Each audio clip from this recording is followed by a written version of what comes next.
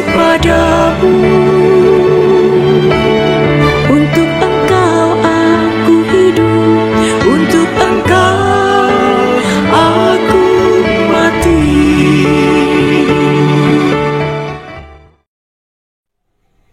Salam sahabat doa dan kekuatanku channel. Jumpa lagi bersama kami dalam doa dan permenungan kita pada hari ini, hari Senin, tanggal 18 September 2023. Sapaan Sabda Tuhan pada hari ini diambil dari Injil Lukas bab 7 ayat 1 sampai 10. Renungan akan disiapkan dan dibawakan oleh saya sendiri, Suster Maria Oliva PRR, dan doa kita akan bersama dengan Suster Maria Claudia PRR. Mari Bapak Ibu, Saudara-saudari, sahabatku yang terkasih, kita menyiapkan hati dan batin kita untuk memulai doa kita pada seluruh hari ini dengan mengundang kehadiran Roh Kudus.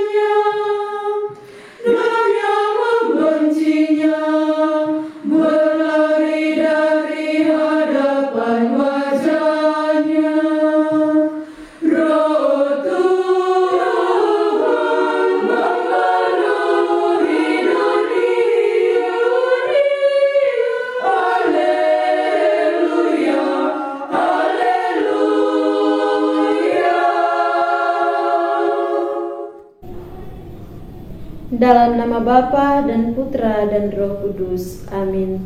Utuslah Roh-Mu ya Tuhan, maka semuanya akan dijadikan lagi, dan Engkau akan membaharui muka bumi. Marilah berdoa.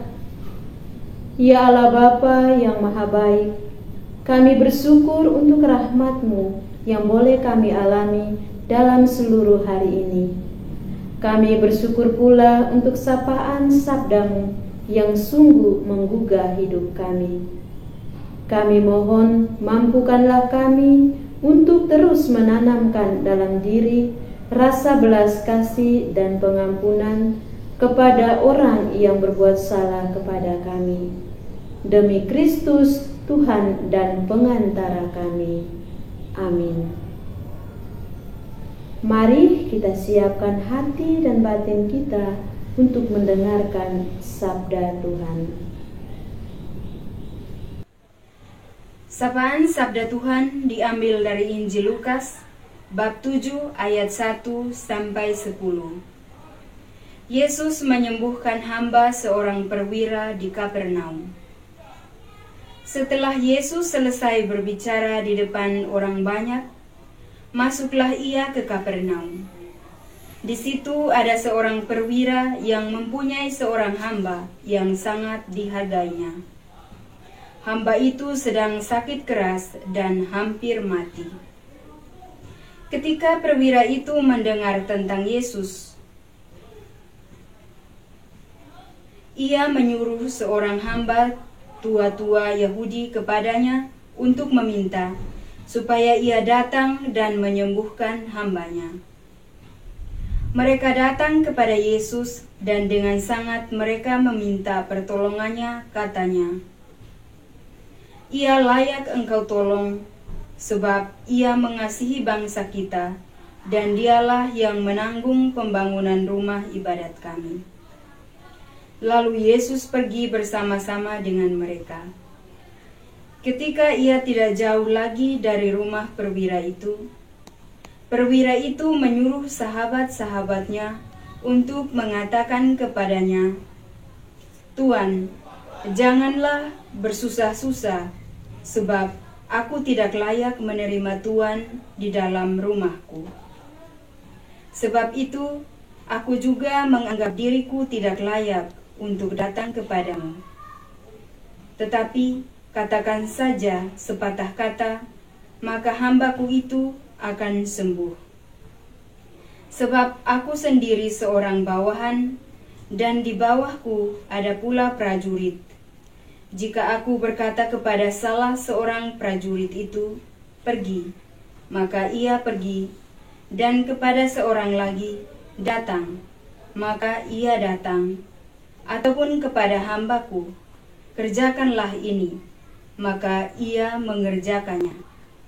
Setelah Yesus mendengar perkataan itu, ia heran akan dia, dan sambil berkata kepada orang banyak yang mengikuti dia, ia berkata, "Aku berkata kepadamu, iman sebesar ini tidak pernah aku jumpai, sekalipun di antara orang Israel." Dan setelah orang-orang yang disuruh itu kembali ke rumah, didapatinya lah hamba itu telah sehat kembali. Demikianlah sabda Tuhan. Terpujilah Kristus.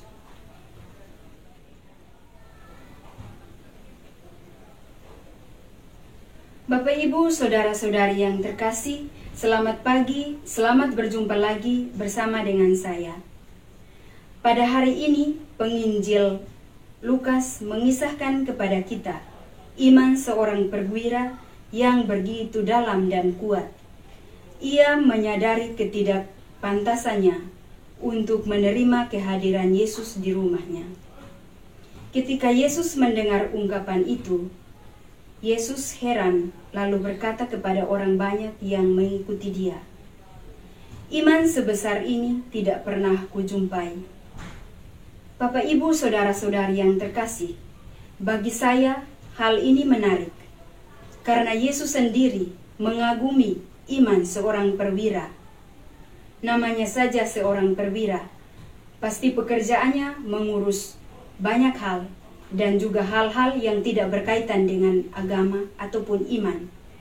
Tetapi pada hari ini kita disadarkan bahwa seorang perwira bisa juga memiliki iman sebesar itu, sedalam itu.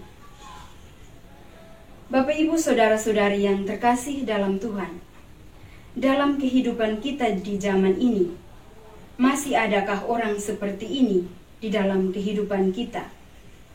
Menurut saya, jarang kita menemui. Tetapi kembali pada pribadi masing-masing. Sudah sejauh mana iman kita terhadap Yesus, atau sudah sedalam apa iman kita ketika kita mengalami pengalaman pahit sekalipun dalam kehidupan kita. Kita mesti ingat bahwa di dunia ini banyak orang yang menderita, dan harapan mereka hanyalah satu-satu kepada Yesus. Namun, terkadang kita kurang menyadari dalam pribadi kita. Terlebih kita kurang mensyukuri apa yang kita peroleh secara cuma-cuma. Saya kagum dengan iman perwira pada hari ini yang diceritakan oleh penginjil. Begitu menarik karena sebelum Tuhan Yesus datang ke rumahnya, ia sendiri menyadari keterbatasannya, ketidakpantasannya untuk menerima Tuhan Yesus dalam rumahnya. Kita sebagai orang beriman, sebagai orang yang selalu setia dengan rutinitas kita, doa-doa kita, apakah kita memiliki iman sedalam itu? Apakah kita selalu menyadari terlebih dahulu keterbatasan kita sebelum kita menikmati rahmat Tuhan yang begitu cuma-cuma kepada kita? Untuk kita refleksikan pada seluruh hari ini. kita diajak oleh penginjil untuk belajar dari iman sang perwira ini, menyadari keterbatasan kita sebelum kita memakai rahmat Tuhan atau menerima berkat yang secara cuma-cuma dalam kehidupan kita. Amin. Setelah kita mendengar dan merenungkan sabda Tuhan, marilah kita menyampaikan doa-doa permohonan kita. Bagi orang-orang yang kehilangan harapan dalam hidup oleh karena berbagai situasi yang dihadapi saat ini, ya Bapa, kuatkan hati mereka dan berikanlah jalan keluar yang terbaik.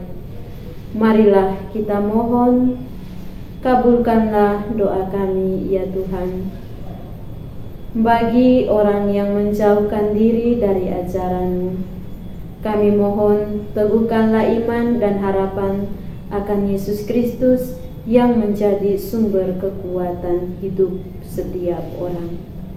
Marilah kita mohon, kabulkanlah doa kami ya Tuhan. Bagi orang-orang sakit, ya Bapa, berikanlah mereka rahmat serta kekuatan dalam menghadapi penderitaan hidup, dan satukanlah penderitaan mereka bersama kurban putra-Mu di salib. Marilah kita mohon, kabulkanlah doa kami ya Tuhan. Kita hening sejenak untuk menyampaikan doa-doa kita.